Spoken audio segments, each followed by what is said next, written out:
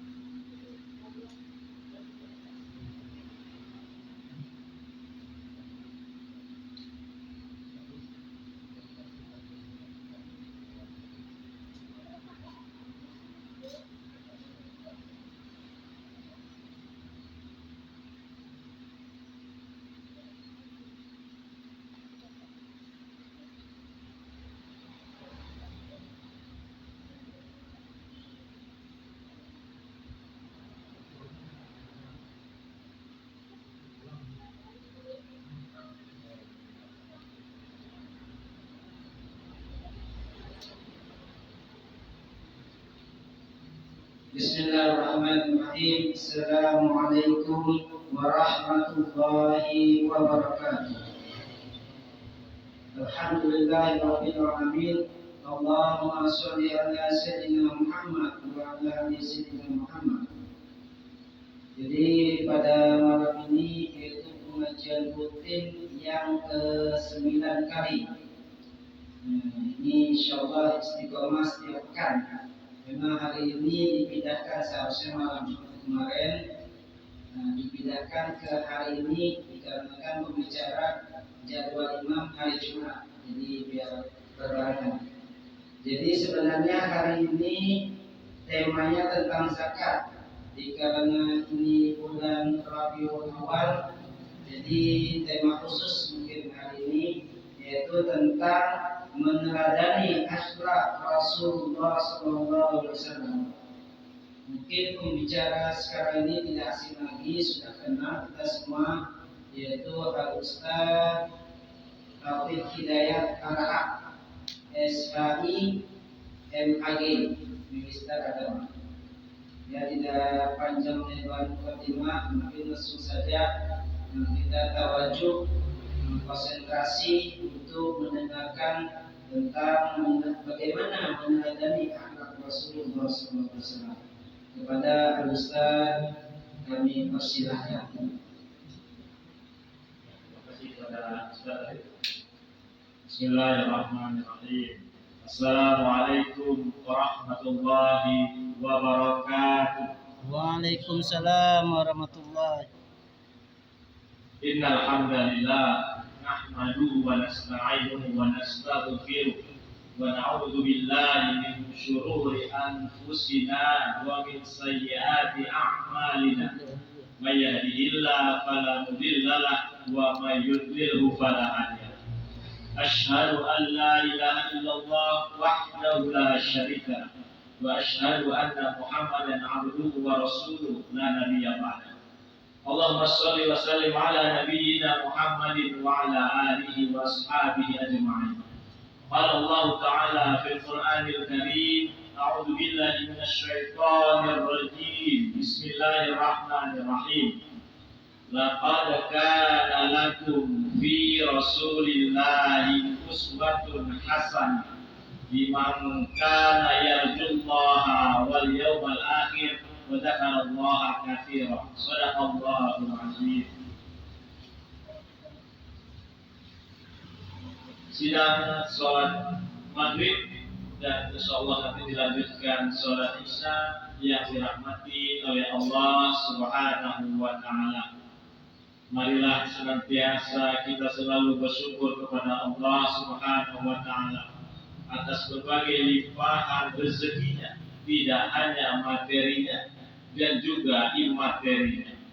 Kesehatan kita misalnya, memiliki keluarga anak-anak, istri yang soleh dan solehah, sakinah, mawaddah warahmah, memiliki lingkungan rumah yang nyaman, lingkungan kantor yang bagus, baik, serta nikmat keimanan dan ketakwaan kepada Allah Subhanahu wa taala.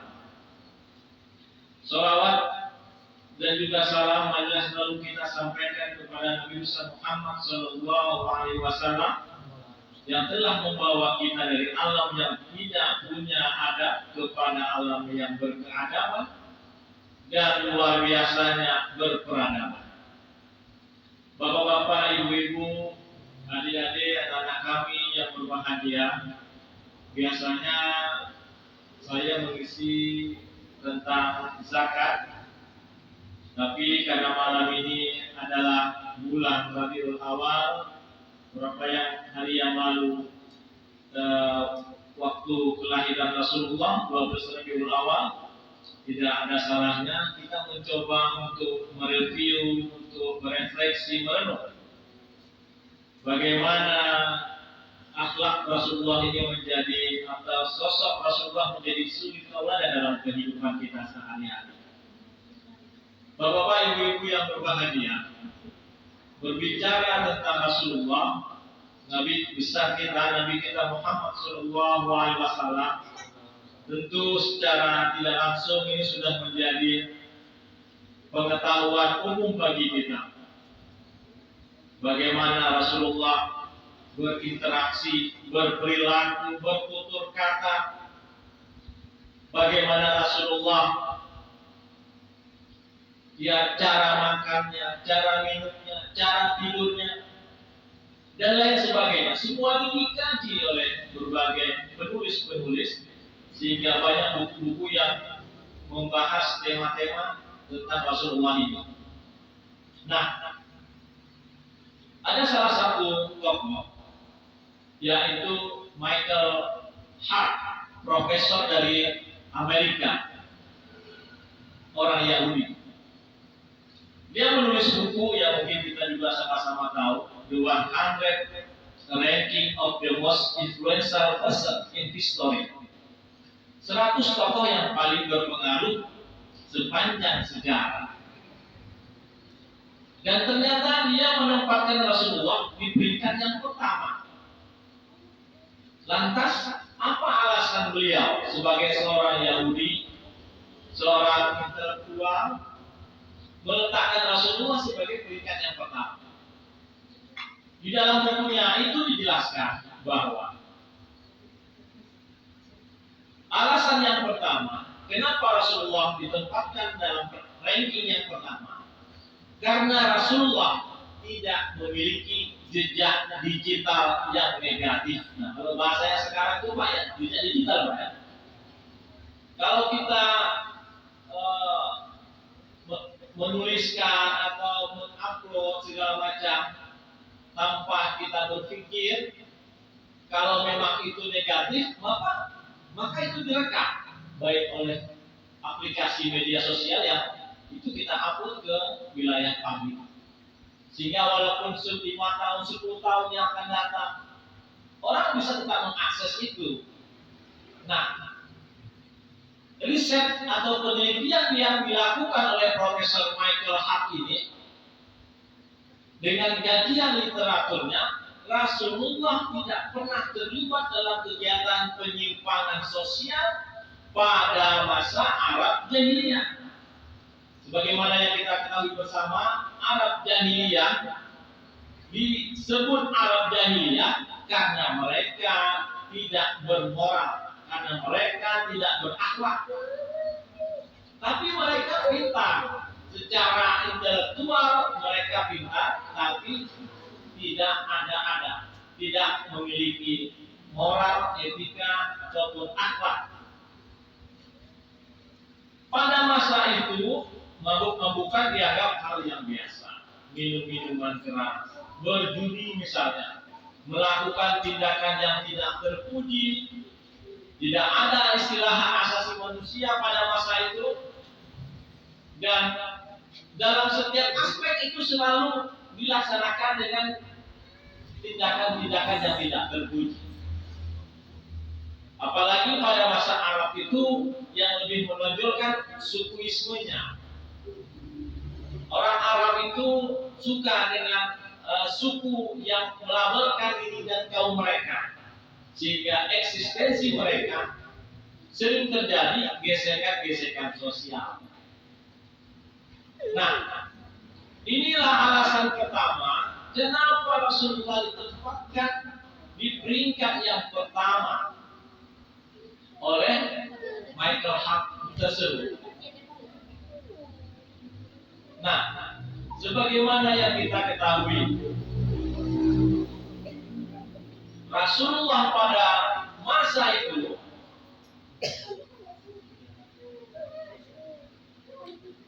usia 12 tahun, Rasulullah sudah ikut berbisnis dengan pamannya Abu Talib. Karena keluarganya keturunan pengusaha dan orang Quraisy memang pada masa itu suka melakukan perjalanan bisnis. Usia 12 tahun, Rasulullah sudah ikut berbisnis dengan pamannya. Di usia 15 tahun, Rasulullah sudah terlibat ekspedisi bisnis luar negeri. Nah, jadi luar biasa Rasulullah. Dalam usia remaja, ternyata dia sudah menjadi seorang pengusaha yang sukses. Di usia 17 tahun, Rasulullah sudah terkenal di seantero Jazirah Arab.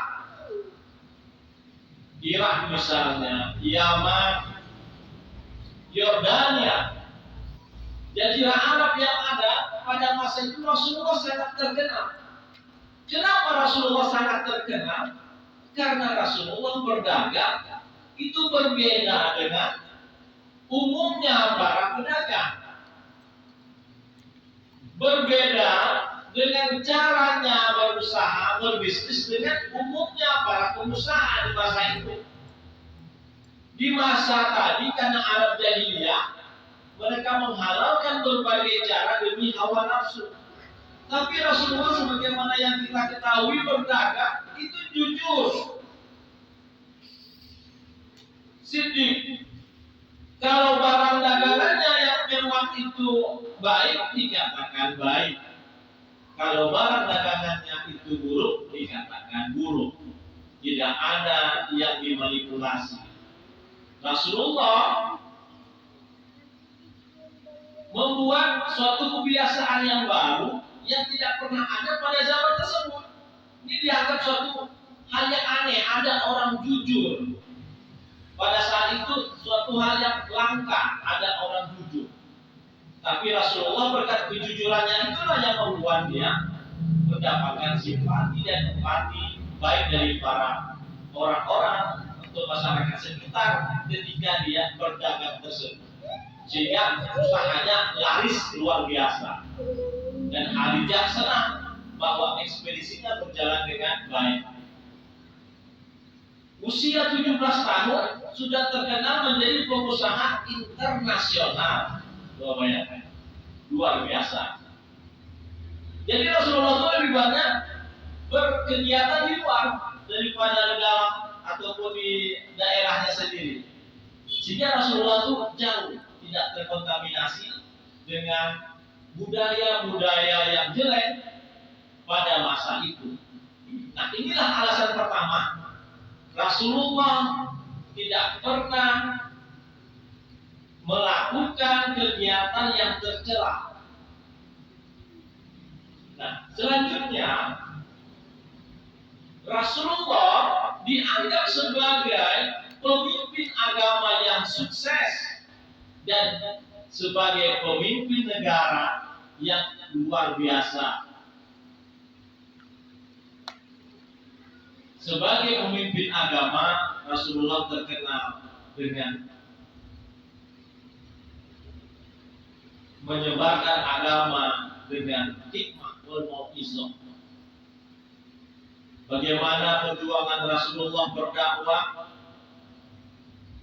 walaupun dia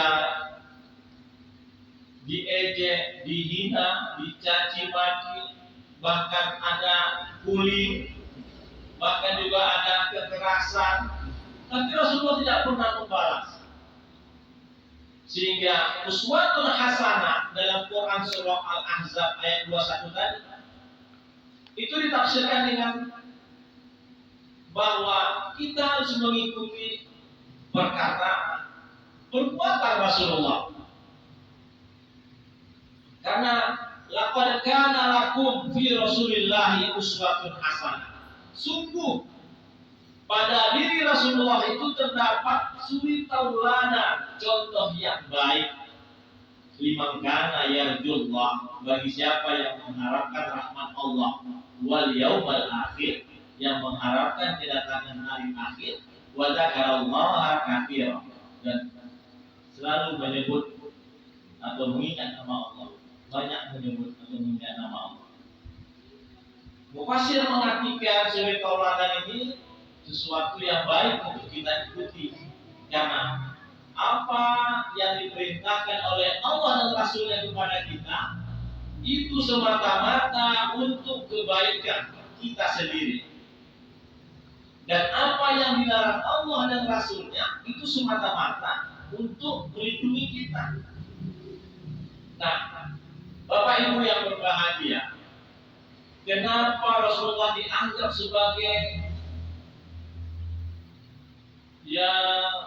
pemuka agama atau tokoh agama yang sukses? Sampai saat ini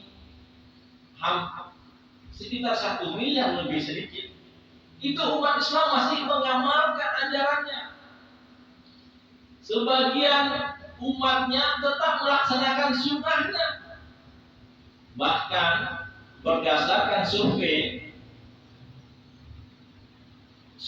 Development Index yang dilaksanakan pada tahun 2023 ini, dirilis bulan Juli kemarin 2023, ada sekitar 133.349.300 sekian nama Muhammad di dunia ini. Muhammad menjadi nama yang populer di dunia. Orang tua banyak yang menyebarkan nama depan anaknya dengan nama Muhammad. Contohnya Ustaz Ali, Muhammad Ali. Nah, apa sebenarnya motivasi para orang tua menyebarkan nama Nabi kita yang kita muliakan dan kita cintai untuk anak-anak kita? Karena kita ingin keberkahan, karena kita sangat cinta dan rindunya kepada Rasulullah agar anak-anak kita menjadi anak-anak yang soleh. Dan itu rupanya menjadi nama yang paling populer di dunia. Serta umatnya masih terus bersolawat kepadanya. Lihat masjid-masjid ini, bahkan kegiatan budaya di Aceh luar biasa. Ada bikin maulid segala macam dalam rangka bahagia. Itu kan dimaknai bahwa masyarakat begitu bahagia, begitu senang menyambut bulan kelahiran Nabi Muhammad SAW. Tetapi jangan hanya berpuas dengan kegiatan-kegiatan seperti itu, ritual-ritual seperti itu. Tapi yang paling substansinya, yang paling intinya adalah apakah kita sudah mempraktekkan akhlak yang mulia yang dimiliki oleh Rasulullah tersebut? Sudahkah kita menjadi pribadi yang sendiri? Sudahkah kita menjadi pribadi yang amanah? Rasulullah sudah dikenal sebelum diangkat menjadi nabi sebagai seorang pribadi yang amanah. Keluarga Nabi Bani Hashim memang menempati posisi yang mulia di suku Quraisy pada masa itu. Dan Rasulullah begitu terpandangnya dengan akhlaknya. Nah, dengan era transformasi informasi teknologi saat ini, orang tua memiliki tantangan yang luar biasa. Ali mengatakan atau Umar, didiklah anakmu sesuai dengan zamannya.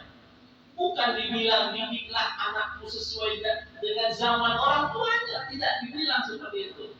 Nah, kenapa misalnya?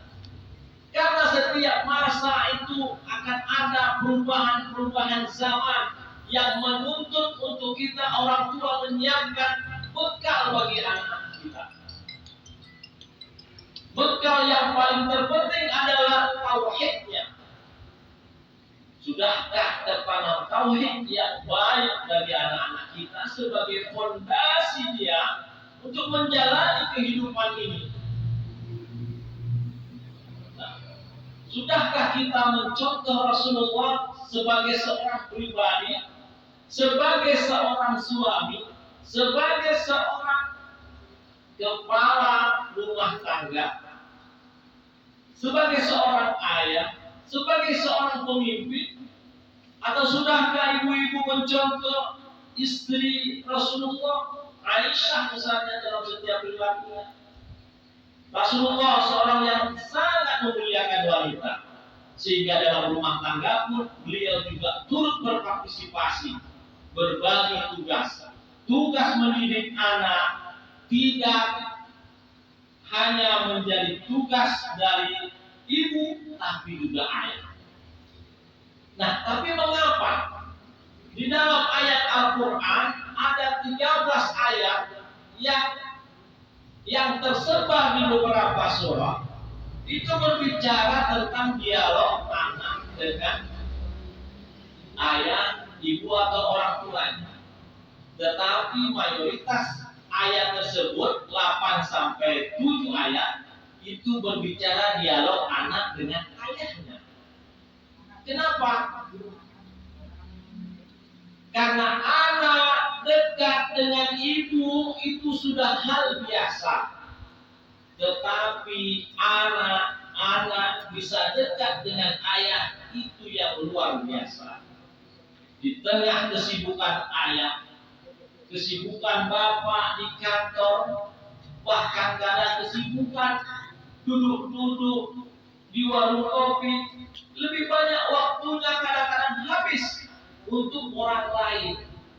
Ketika pulang kadang-kadang lupa masih membawa jabatannya di rumah, sehingga anak-anaknya pun tidak begitu akrab dengan sang ayah, karena ayah pun tidak mengakrabkan diri kepada.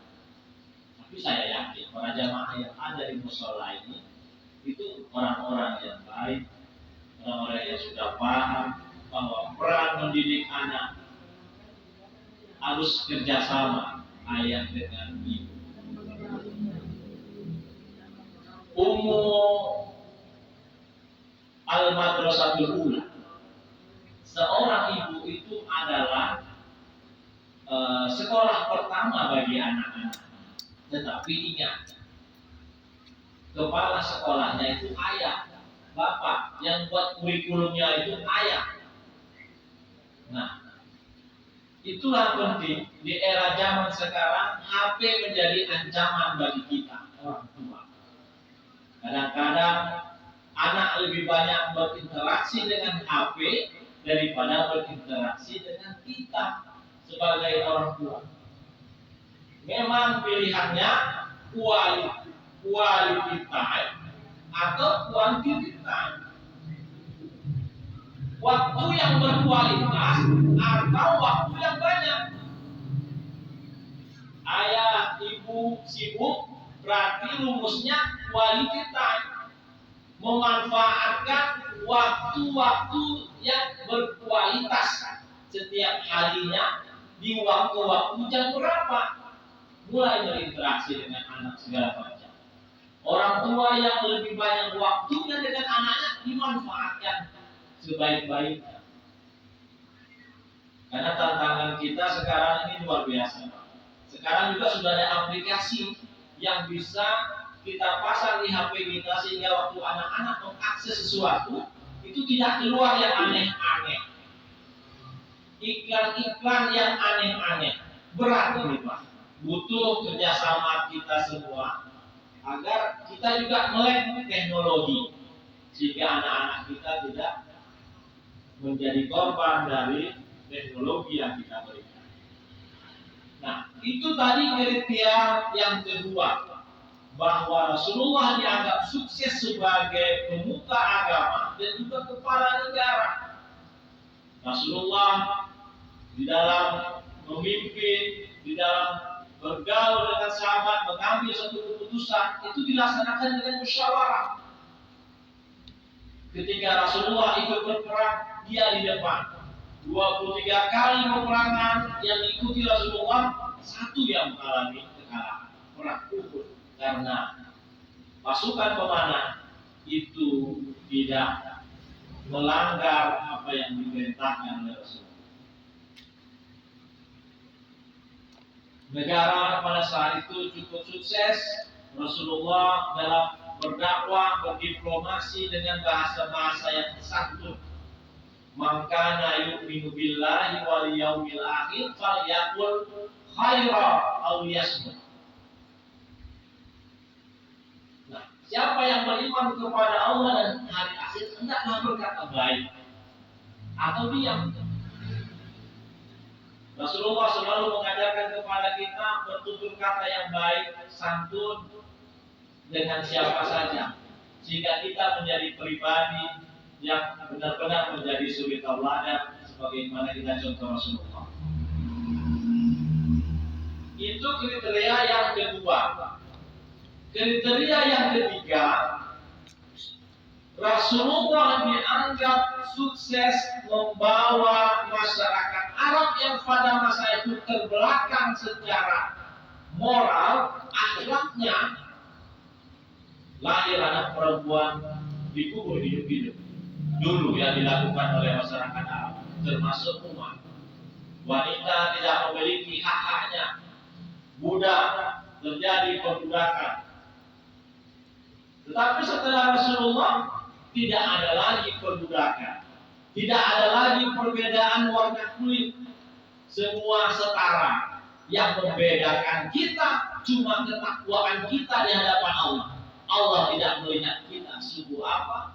Allah tidak melihat kita bangsa yang dari mana.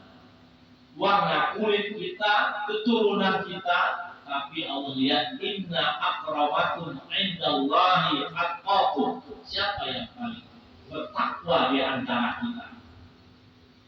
Dan takwa ini yang akan kita bawa sebagai bekal kita nanti di akhirat. Fatazawwaju fa inna khairaz zadi taqwa.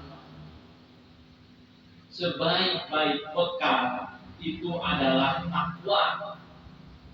Takwa itu berarti melaksanakan perintah Allah dan meninggalkan larangannya. Nah, dengan dakwah di Makkah, Madinah, akhirnya Rasulullah bisa mewujudkan masyarakat yang baldatun thayyibatun wa rabbun. Rasulullah sukses membawa bangsa Arab menjadi bangsa yang berkeadaban dan memiliki peradaban. Nah, selain itu, kita juga mengenal bagaimana Rasulullah itu sebagai hamba yang sangat bersyukur kepada Allah. Hamba yang sangat rajin beribadah kepada Allah. Apakah pernah kita sholat malam, sholat tahajud, kaki bapak ibu pernah bengkak nggak sampai bengkak? Rasulullah pernah kakinya sampai bengkak, memar dan lecet, sampai ditanya oleh Aisyah, wahai Rasulullah, bukankah engkau orang yang sudah dijamin masuk surga, sudah dijamin diampuni dosa-dosanya, tetapi rajin dalam beribadah luar biasa sampai kakinya bengkak? Rasulullah menjawab, wahai Aisyah, apakah aku tidak boleh menjadi hamba atau orang yang bersyukur? Ketika kita menjadi orang bersyukur itu akan berdampak kepada tingkat ketaatan kita kepada Allah. Rasulullah merupakan hamba yang sangat bersyukur kepada Allah. Walaupun dia sudah dijamin masuk surga, tetapi beliau tidak menganggap bahwa ibadah itu yang biasa-biasa saja. Tidak. Ini yang harus menjadi contoh bagi kita. Selagi kita sehat, mari kita manfaatkan kesehatan kita untuk memaksimalkan ibadah kita dari segi kualitasnya maupun kuantitasnya. Ini sepertinya sudah ada kode dari Pak Ali. Ya Pak Ali, ada sisi tanya jawab. Oh, baik. Mungkin demikian sebagai pengantar Bapak Ibu. Silakan saya kembalikan kepada Ustaz Ali Muhammad.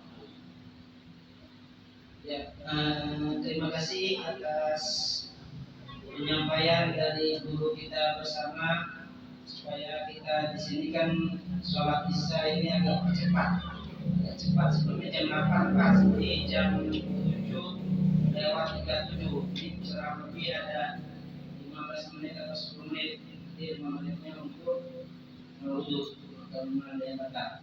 Jadi mungkin di sini dari penjelasan tentang meneladani akhlak Rasulullah SAW. Jadi masih bulan-bulan Rabiul Awal, masih hangat-hangatnya. Mungkin ada permasalahan-permasalahan bagi ibu dan bapak-bapak ingin pertanyakan tentang bagaimana sih akhlak Rasulullah tersebut. Dipersilakan mungkin dari bapak-bapak dulu yang ingin bertanya, atau dari ibu. Silakan.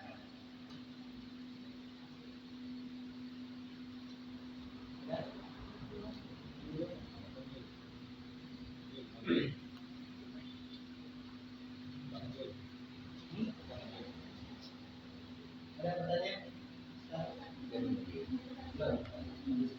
Dari ibu ada pertanyaan? Kalau tidak ada, kita lanjutkan 5 menit lagi. Saya bertanya. Oh ya. Masalah tentang hari kelahiran Nabi kita kokohkan. Jadi apa yang sepatutnya kita semacam kita mengingat hari kelahiran Nabi, bagaimana cara kita untuk mengingatnya macam itu? Ini dari Pak Jul ya. Nah, dari Pak Jul, bagaimana sih memperingati atau mengingat hari kelahiran Nabi Muhammad? Nah, sedangkan mungkin kalau kita lihat sekarang dengan buat acara ceramah, buat lain-lainnya lah, mungkin ada yang juga zikir gitu kan, misalnya baca Yasin. Nah, ini yang seharusnya kita lakukan untuk memperingati hari, apalagi masih bulan Rabiul Awal. Bagaimana sih kita meneladaninya atau memperingatinya hari kelahiran Nabi Muhammad SAW?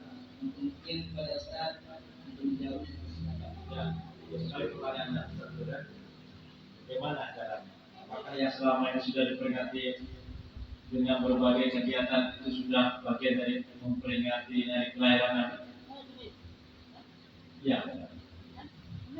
Bagaimana bentuk kegiatannya itu kita sikapi dengan secara bijaksana, sesuai dengan adat istiadat budaya kita, selama tidak melanggar syariat yang ada. Itu dilanjutkan saja, tidak ada masalah. Zikir maulid atau macam-macam, ada kegiatan di desa-desa kita lihat semarak dalam memperingati maulid Nabi, itu luar biasa. Budaya-budaya di Aceh itu luar biasa ketika menyambut maulid Nabi.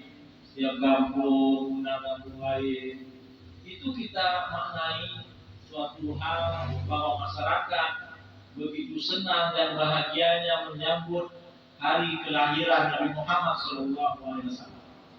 Tapi jangan hanya berhenti di situ. Ini yang ingin saya sampaikan. Ceramah boleh-boleh saja. Ceramah bagian untuk kita menambah ilmu, majelis ilmu. Bagian dari kita menambah wawasan kita. Bagi saya secara yang pribadi, yang paling penting adalah bagaimana momentum hari kelahiran Nabi ini menjadi kita merenung, berefleksi secara pribadi. Sudah sejauh mana kita mencontoh akhlak Rasulullah? Sudahkah akhlak Rasulullah yang mulia itu sudah tertanam di dalam diri kita, di dalam keluarga kita, anak-anak kita? Sudahkah itu kita implementasikan dalam kehidupan kita? Jadikan itu renungan bagi diri kita masing-masing. Setiap tahun, apakah cuma sekedar ritual? Ini juga ritual kita nih ceramah, tapi mungkin lebih banyak kita untuk mendapatkan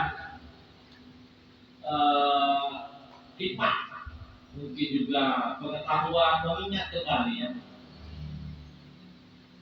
Ini bagian dari mengulang kaji agar kita ingat kembali. Nah, yang paling terpenting itu apapun kegiatannya, apapun ekspresi di dalam menyambut kegiatan Maulid Nabi, jangan sampai lupa waktu sholat. Jangan sampai hanya sekedar puas dengan kegiatan itu saja, tetapi tidak ada follow up-nya. Follow up-nya bagi diri kita, mari buat lembar evaluasi diri. Sudahkah kita sidik? Sudahkah kita jujur, benar selama ini kepada diri kita sendiri, kepada keluarga kita? Sudahkah kita amanah? Sudahkah kita menjadi pribadi yang sudah dapat dipercaya? Sudahkah anak-anak kita, orang tua kita, istri atau masyarakat menganggap kita sebagai pribadi yang dapat dipercaya?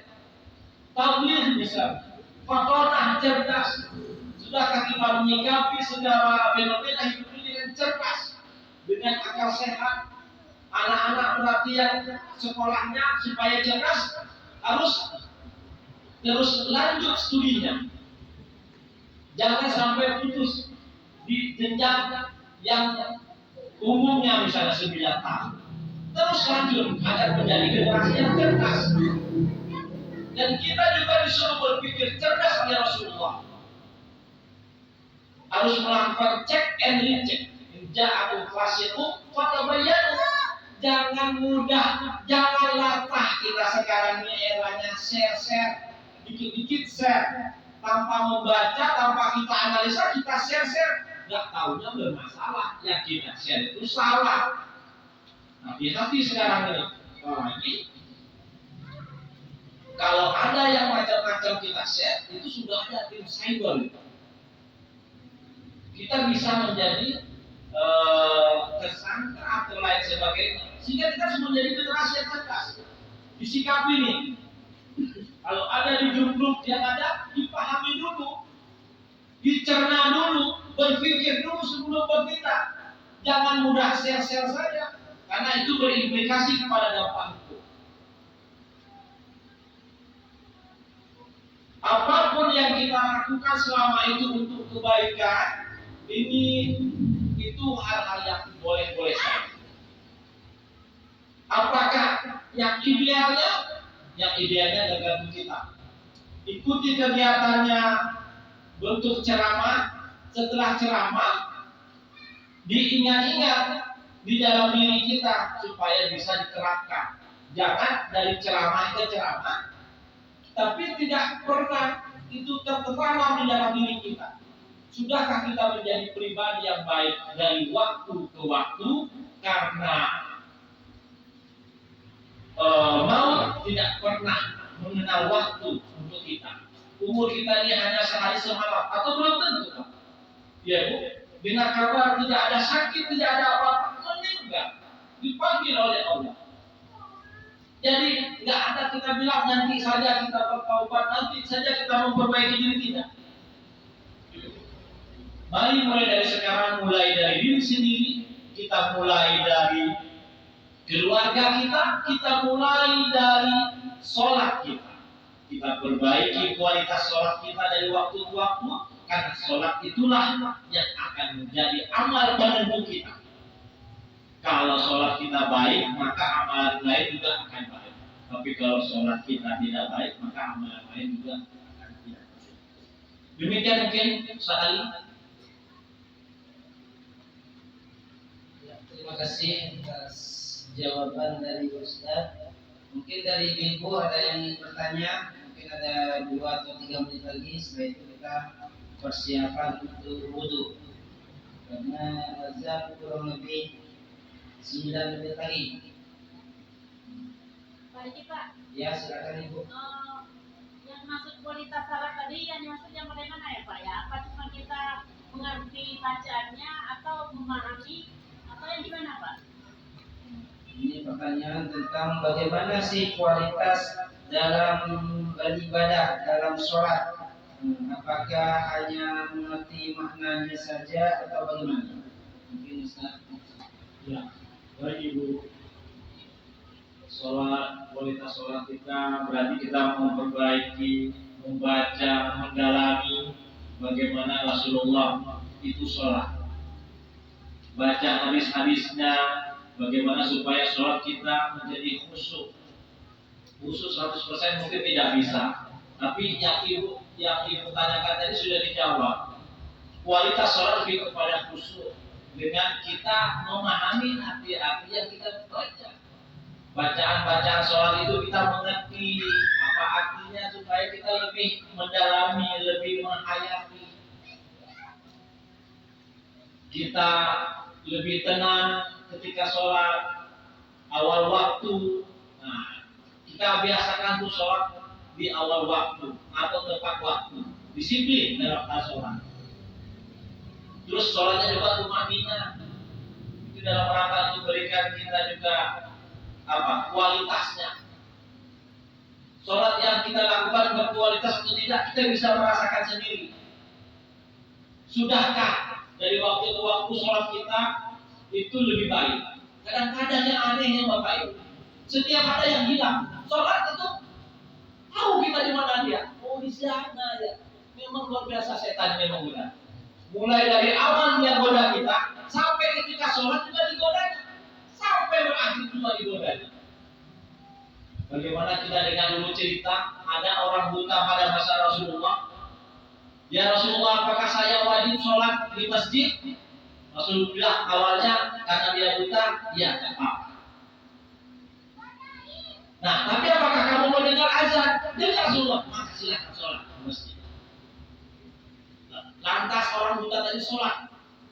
Ketika dia berjalan menuju masjid, dia terjatuh sampai berdarah. Ternyata karena dia berdarah tadi, Allah itu sudah mengampuni dosa-dosanya.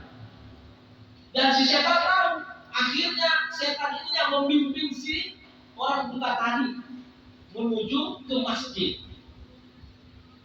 Ditanya sama orang buta, siapa kamu? Tidak usah tahu katanya, aku setan. Akhirnya dia kasih tahu juga dia setan. Nah, coba bayangkan, Bapak Ibu.